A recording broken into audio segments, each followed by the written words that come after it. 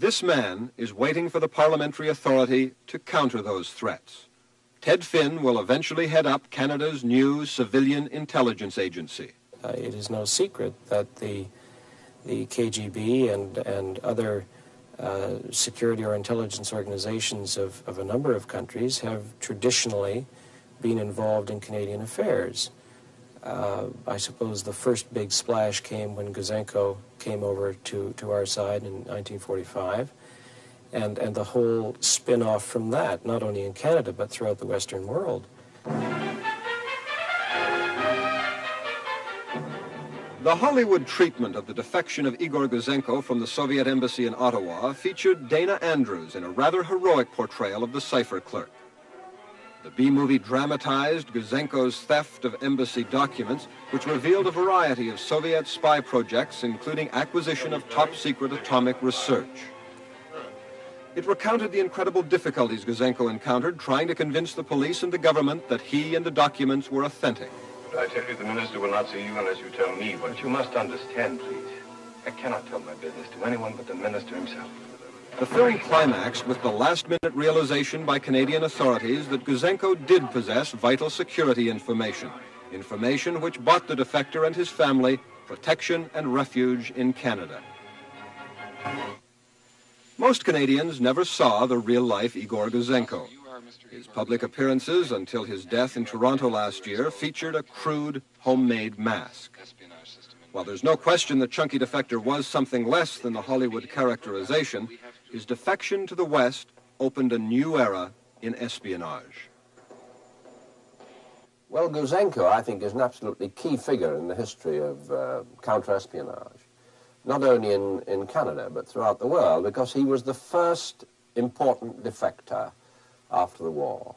And he showed, which nobody was inclined to believe because of this enormous feeling and admiration for the Soviet Union, the way they defeated the Germans.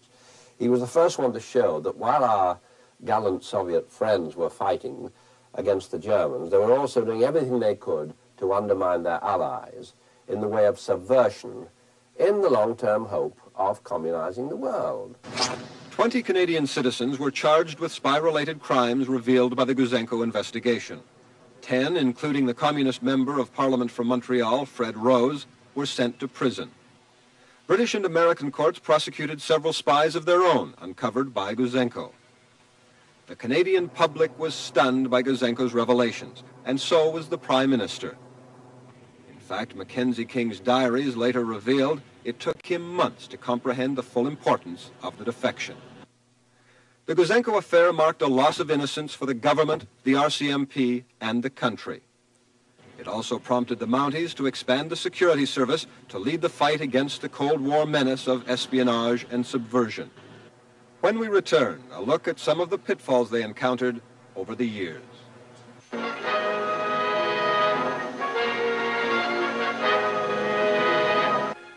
The Guzenko case not only provided the RCMP with a broadened mandate, it added to their international reputation.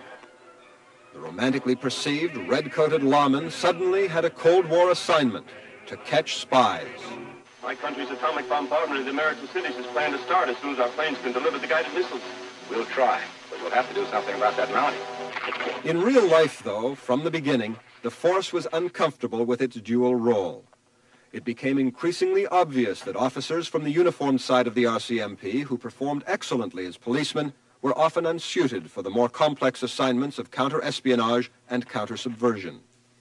Journalist John Sawatsky has written 2 revealing books on the RCMP security service. You have all these policemen in the force, and after they'd be giving out traffic tickets somewhere for 5, maybe even 10 years, one day they'd come to work and they were transferred to the security service and said, now you are now a counter-subversion officer, and your duty is to make sure that the integrity of Canada is protected.